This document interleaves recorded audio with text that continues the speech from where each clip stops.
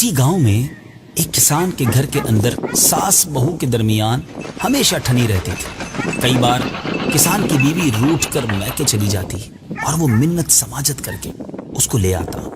آخری بار بیوی نے کسان سے کہہ دیا کہ اب اس گھر کے اندر میں رہوں گی یا تمہاری ماں۔ کسان اپنی بیوی پر بڑا فدا تھا۔ اس نادان نے دل ہی دل میں طے کر لیا کہ روز روز کے جھگڑے کا ایک ہی حل ہے کہ ماں کو راستے سے ہٹا دیا جائے۔ چنانچہ ایک بار وہ کسی ہیلے سے اپنی ماں کو اپنے گنے کے کھیت میں لے گیا۔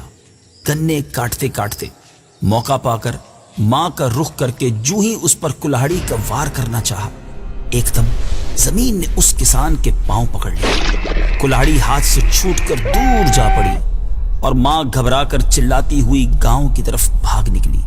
زمین نے آہستہ آہستہ کسان کو نگلنا شروع کر دیا۔ وہ گھبرا کر چیختا رہا اور اپنی ماں کو پکار پکار کر معافی مانگتا رہا، لیکن ماں بہت دور جا چکی تھی۔ کچھ دیر بعد جب لوگ وہاں پہنچے تو وہ چھاتی تک یعنی سینے تک زمین میں دھس چکا تھا۔ لوگ اسے نکالنے کی ناکام کوشش کرتے رہے مگر زمین اسے نگلتی ہی رہی، یہاں تک کہ وہ زمین کے اندر سما گیا۔ توبہ کیجیے، لرز اٹھیے، اور اگر ماں باپ کو کبھی ناراض کیا ہے تو جلدی جلدی ان کے قدموں میں گر کر رو رو کر ان سے معافی مانگ لیجیے۔ سدا میرے ماں باپ رہیں مجھ سے راضی، کبھی بھی نہ ہوں یہ خفا یا الہی۔